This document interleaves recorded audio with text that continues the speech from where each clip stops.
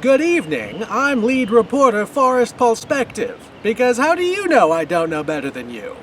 My guest tonight is the distinguished Mr. Lito Ralstromin, the head of controlled opposition. Mr. Ralstromin, thank you for joining us tonight.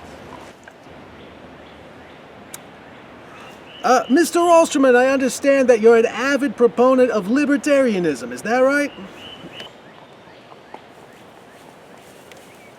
And just so we're all on the same page, libertarianism is the philosophy of personal freedom being held as the most sacred and important of any personal right. And not only that, but it should be used as the basis for all forms of government, or lack thereof. So, Mr. Ralstromin, to get this discussion started, what's your opinion of slavery?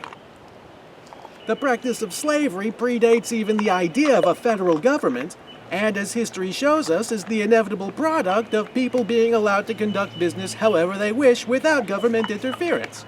In fact, throughout history, the only instances where slavery has been ended or abolished has been the result of a regulatory governing body. What's that?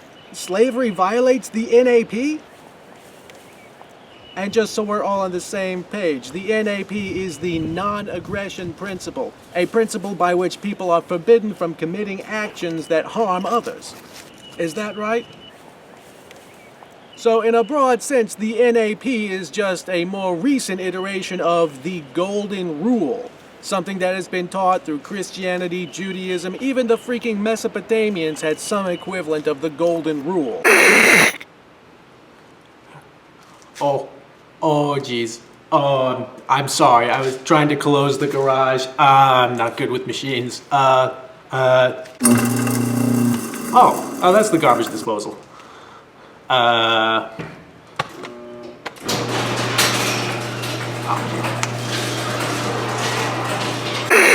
The idea that you shouldn't hurt other people has been present in some form of human philosophy everywhere for all of human civilization.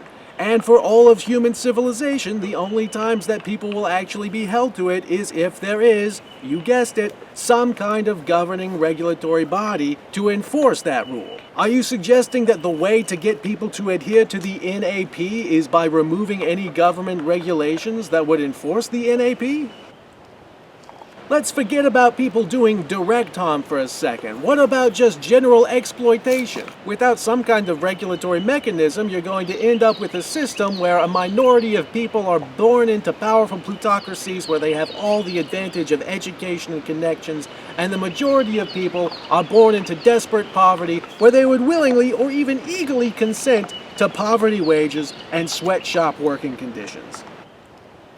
What's that? The free market will fix it?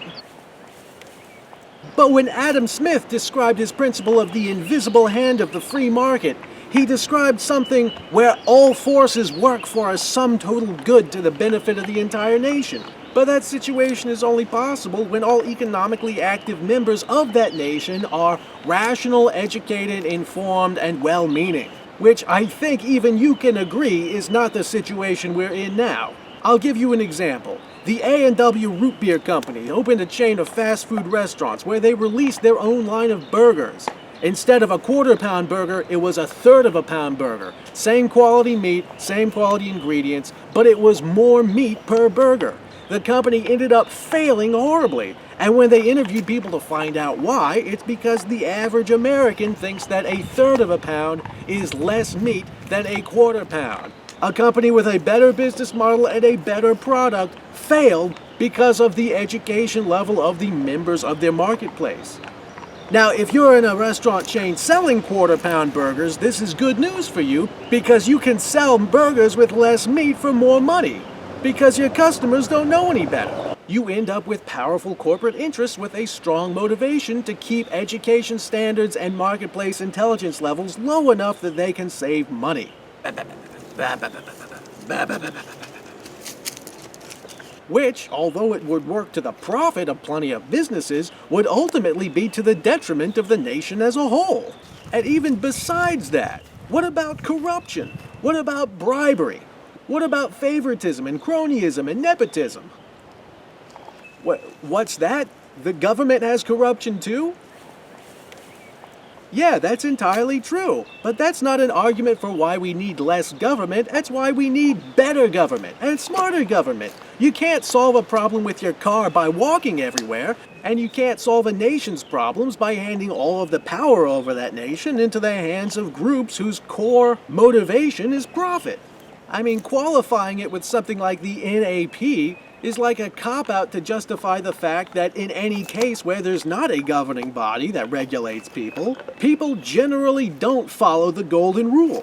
I mean, do you really think that people will start sacrificing profit for the sake of morality if there was less legal recourse for exploitation? It really seems like at its core, libertarianism is a philosophy that states that the way you prevent people and corporations from committing bribery and exploitation and abuses of power is to make it as easy as legally possible to get away with those abuses of power. Do you have anything to say on behalf of this ideology? You take that back.